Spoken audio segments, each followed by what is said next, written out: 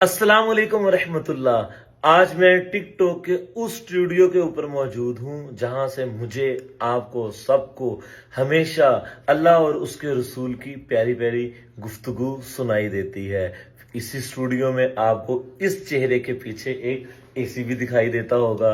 تو جب تک ہم اسد بھائی سے ملے نہیں تھے، پوچھتے تھے یار تسی ایک جگہ تے بیٹھ کے ساری ویڈیوز بناندے ہو، تو بڑی خوشی ہوئی۔ اور یہ ایک ایسا اسٹوڈیو ہے جہاں سے کم از کم میرے جیسے بھٹکے ہوئے بندے کی بڑی اصلاح ہوتی ہے۔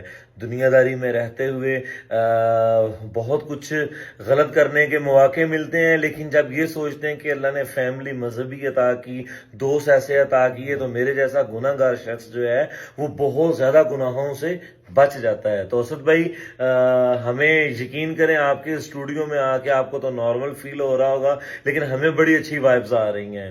تو آپ اپنے فالوورز اور ویوز جو ہیں ان کو کچھ میسج دیں۔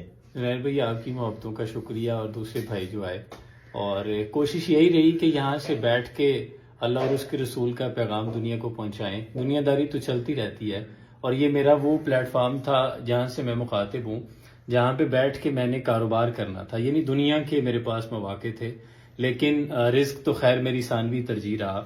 عشق بھی اتنا کمایا کہ گزارا ہو جائے، تو پھر یہ سوچا کہ کیوں نہ یہاں سے ہی بیٹھ کے دین کی، حق کی آواز بلند کی جائے، اور اس میں اپنا حصہ شمار کیا۔ شکوہ ظلمت شب سے تو کہیں بہتر تھا اپنے حصے کی کوئی شمع جلاتے جاتے۔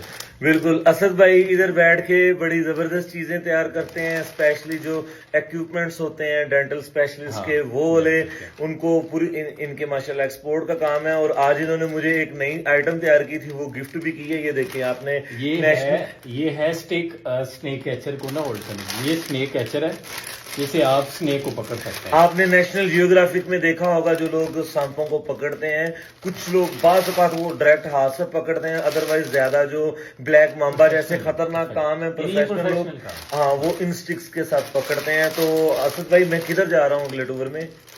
اب آپ خود بتائیں۔ نہیں، آپ بتائیں نا، تسی مجھے ڈرایا بھی۔ وہاں پہ جہاں پہ انسانوں کو بھی کھا جاتے ہو، شیروں سے شکار چھین لیا جاتا ہے، میں وہاں پہ جا رہا ہوں، یہ مجھے ڈرا رہے ہیں۔ تو آپ مجھے بتائیں، مجھے جانا چاہیے یوگانڈا میں یا نہیں؟ کینیا میں، نائجیریا میں جانا چاہیے یا نہیں؟